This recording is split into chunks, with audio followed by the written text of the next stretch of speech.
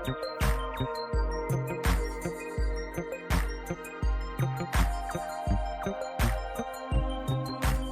kamusta po mga ka-Streetwise? Ako po si Takeru Miyamoto at welcome po sa aking munting channel. So, mga kababayan, meron pong bagong interview itong napakagaling, napakahusay, at sobrang talino.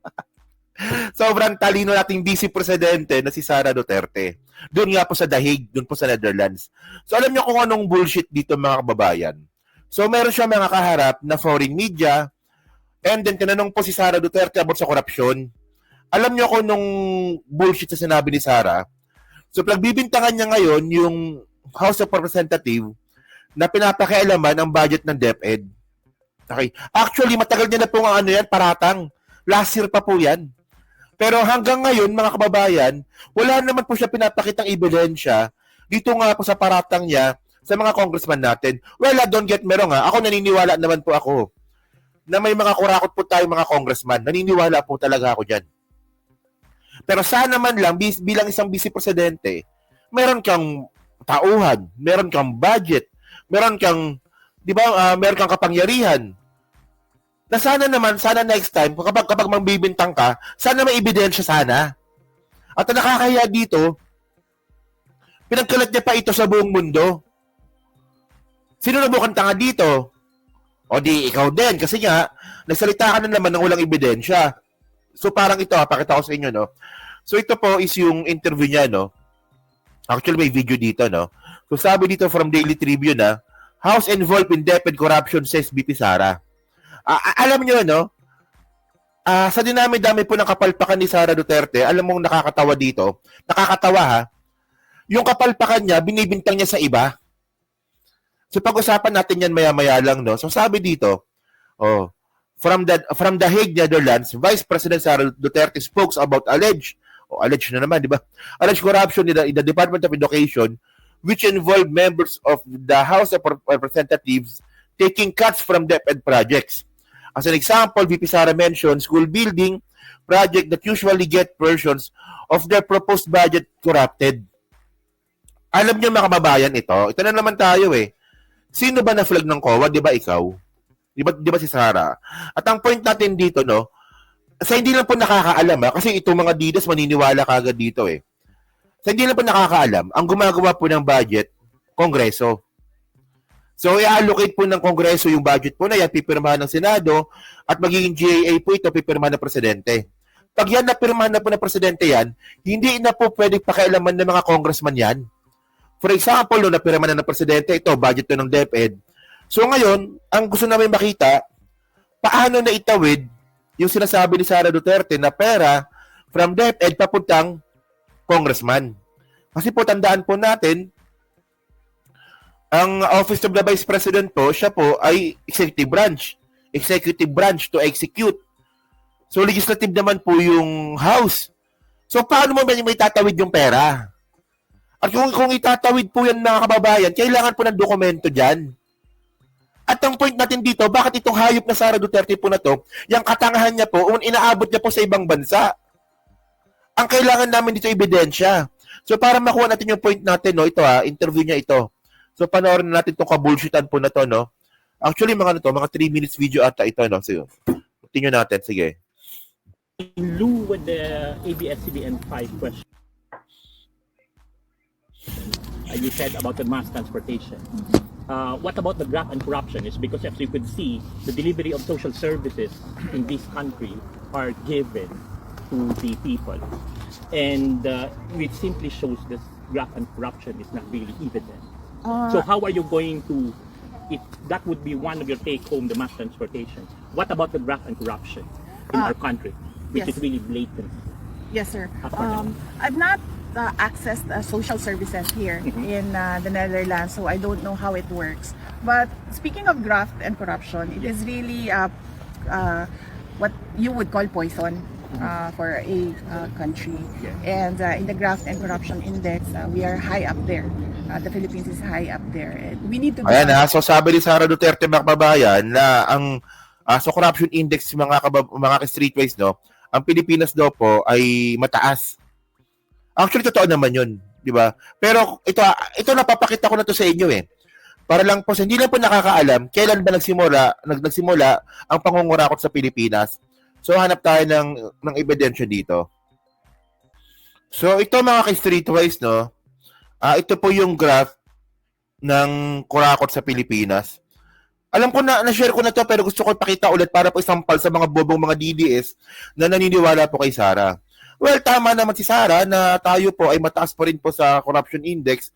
Pero ang point natin dito mga ka-streetwise, ito yung 2017 po, dyan po nagsimulang yung kurakot sa Pilipinas, panahon ni Digong. Ang pinakamababa po na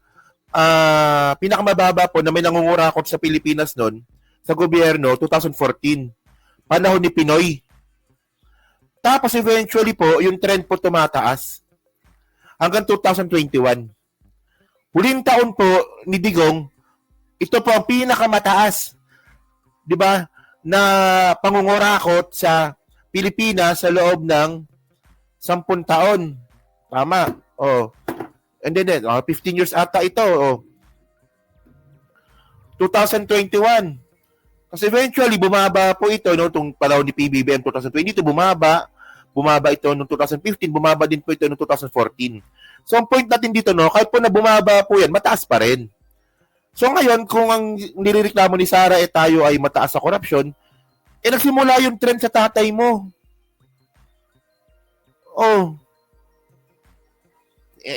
Actually, ayan ang problema sa mga DDS eh.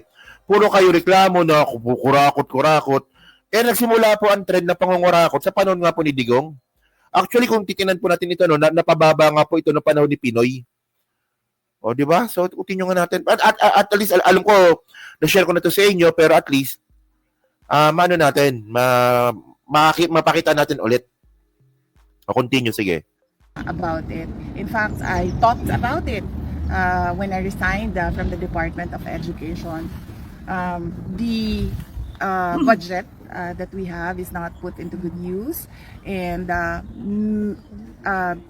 we lose so much money dyan sa mga cuts na tinatawag. Cut. And you see it when they craft the budget. Ayan, di ba? So, sinasabi ni Sara Duterte, nagkakaroon daw po ng budget sa DepEd cuts. Yan tanong, sino ba DepEd secretary nun? Di ba ikaw? So, ikaw may control sa budget. Di ba? So, ang kailangan natin dito mga kababayan, ebidensya. Actually, matagal niya na itong sinasabi. 2024 pa lang po sinasabi niya na po ito. Mag-isang taon na po itong sinasabi niya na yan. Hanggang ngayon, wala pa rin po siya pinapakitang ebidensya. Pag may ebidensya, maniniwala ako. Because, like say for example, by my personal experience, the budget of the Department of Education, the school building program, the new construction, everything is divided among members of the House of Representatives. Yan, so sabi ni Sara Duterte, mayroon daw pong budget sa DepEd para magpagawa ng construction ng mga classrooms. Ano nangyayari, inahati daw ito ng mga congressman. So ang point natin dito, no, ang tanong natin dito, paano nangyari yun? Hindi ko sinasabing hindi nangyari yan. Ang tanong natin dito, paano nangyari yun? Paano na itawid yung pera from Office of the Vice President na executive branch papuntang legislative branch? Ang point dito mga kababayan, no, kung nilireklamo pala ni Sara Duterte, no, kasi alam nyo, nakukuha ko dito, ang tawag dito, palusot. So ito, search po natin to, hanapin ko lang dito, no? Search po natin yung backlog nga po nung classroom. So, ito mga kababayan, no, ito nakuha ko to from Philstar. Ito, nabalita ito, 2024, no? September 4, 2024. So, sabi dito, Sara led DepEd built just 3% of classroom target. Tingnan nyo, So, 100% po na classroom target po na ipapagawa ni Sara Duterte, 3% lang po yung napagawa. So, ngayon, para magmukhang hindi tanga at para magmukhang hindi bobo si Sara Duterte, ang ginawa ni Sara, nagbintangan niya po yung mga congressman na, ay, kaya hindi namin nagagawa yung classroom kasi pinapakialaman ng mga congressman yung budget. Well, in the first place, mga kababayan, di ba? Ang unang tanong natin dito, paano nag-ialap si congressman sa mga budget? Paano? Kapag humingi ka ng pera sa budget, ibibigay sa'yo yan. Kasi nga po, nakapirma na po sa GAA yan. Oh, so ngayon, ang ginagawa lang ni Sara, dahil po sa palpak siya, no, 3% lang po yung napagawa niyang classroom. Ngayon, sisisihin niya mga congressman. Tapos sasabihin niya kurakot. Puta, tingnan niyo Vice President pa lang, Deputy Secretary pa lang palpak na. Paano pa kayo pa naging presidente ito? Oh, at ang masama dito mga ka-streetwise, no, ito pong binabanggit ni Sara, kaharap po dito foreign media sa The Hague. Na alam naman po natin, no, na in the first place, si Sara po ang merong impeachment complaint dito po sa Pilipinas.